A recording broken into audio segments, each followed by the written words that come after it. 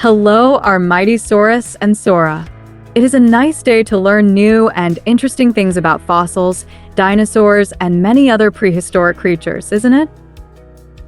As you know, in our minds, dinosaurs are often thought of as the largest creatures on Earth, and even though we have now discovered and learned about many smaller dinosaur species, this perception is hard to change overnight.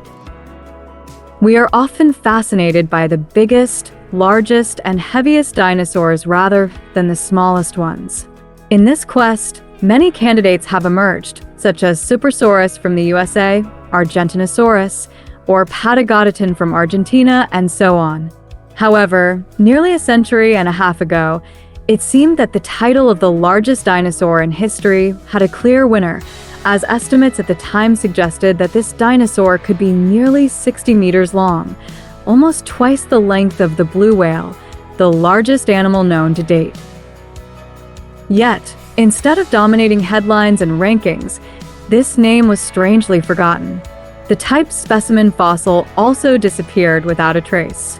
Could this be an unsolved mystery in the history of dinosaur research? Today, let's join us to learn about this dinosaur and the mystery that occurred nearly a century and a half ago. Are you ready? Let's get started.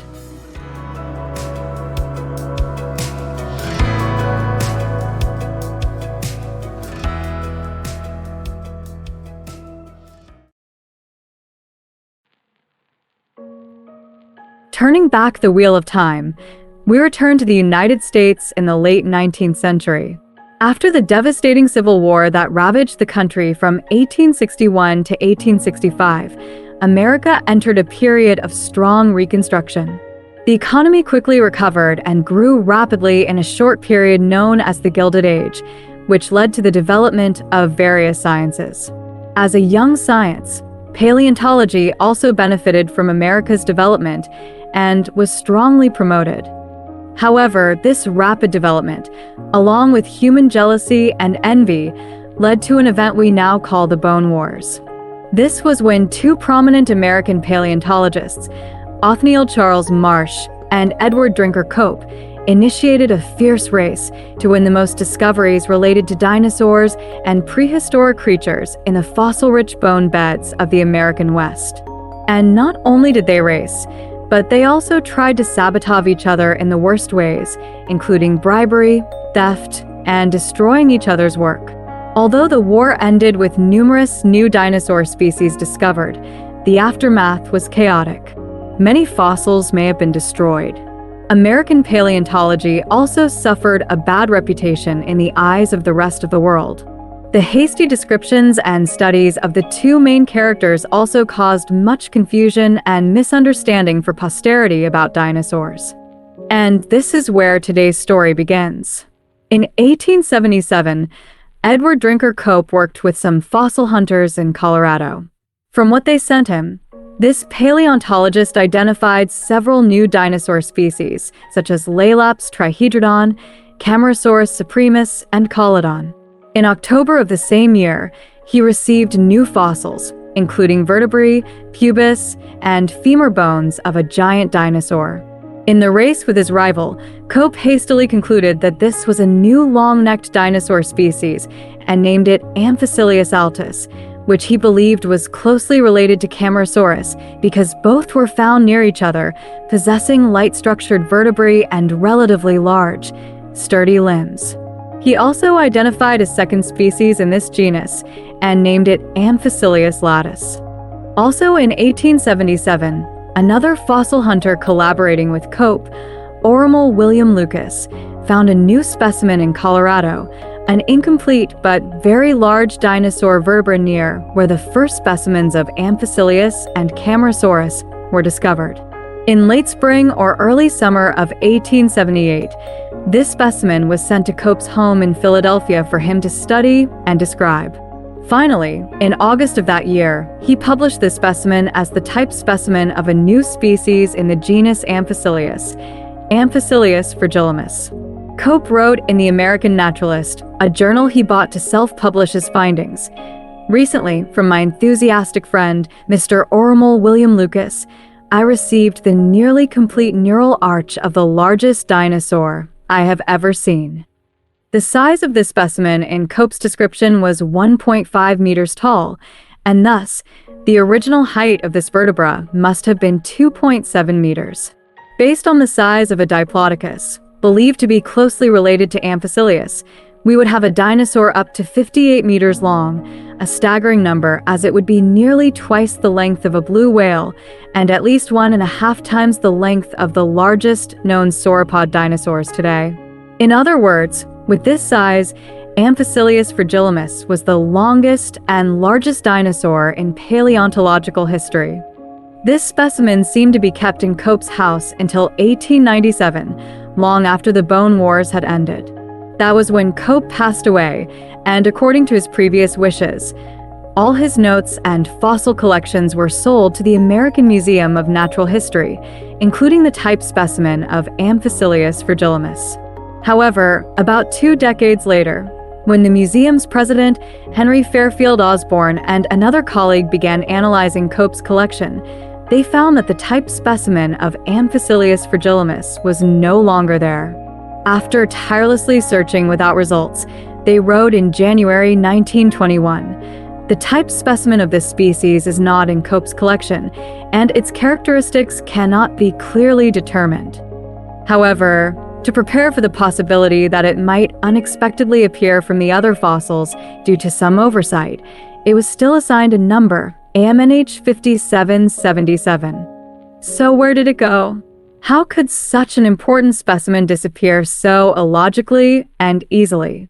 The disappearance of AMNH 5777 is not the only strange thing in the story of Amphicoelias fragilimus. Stranger still are Edward Drinker Cope's actions after he declared that he had found the largest dinosaur ever seen in the American Naturalist in 1878. According to researchers, after the initial description, Cope almost never mentioned Amphicoelias fragilimus in his later works on dinosaurs, not even in his study on the relationship between evolution and body size, later known as Cope's rule. Wouldn't Amphicoelias fragilimus and its enormous size be the best illustration for Cope's argument? Unlike the pioneers of the late 19th and early 20th centuries, recent paleontologists are very skeptical of Cope's estimates.